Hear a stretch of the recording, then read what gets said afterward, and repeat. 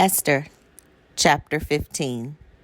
And he, Mordecai, commanded her to go to the king and petition for her people and for her country.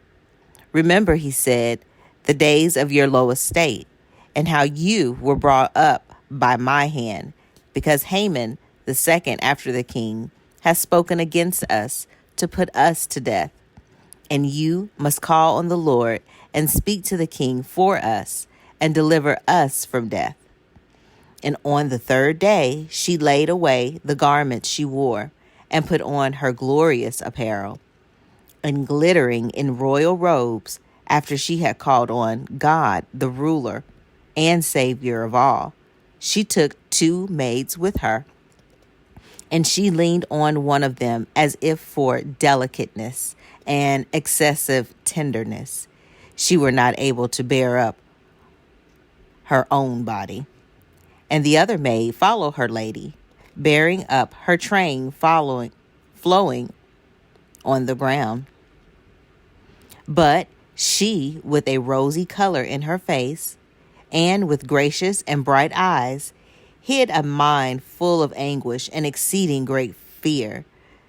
So going in, she passed through all the doors in order, and stood before the king, where he sat on his royal throne, clothed with his royal robes, and glittering with gold and precious stones. And he was terrible to behold. And when he had lifted up his countenance, and with burning eyes had shown the wrath of his heart, the queen sunk down, and her color turned pale, and she rested her weary head on her handmaid. And God changed the king's spirit into mildness, and all in haste and in fear he leaped from his throne, and holding her up in his hands until she came to herself, caressed her with his words, "What is the matter, Esther? I am your brother. Do not fear. You will not die, for this law is not made for you, but for all others. Come near then, and touch the scepter."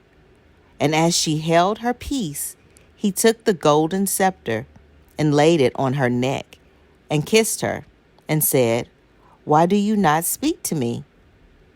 She answered, "I saw you, my lord, as a messenger of God, and my heart was troubled for fear of your majesty.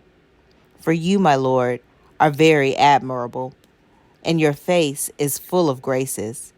And while she was speaking, she fell down again and was almost in a swoon.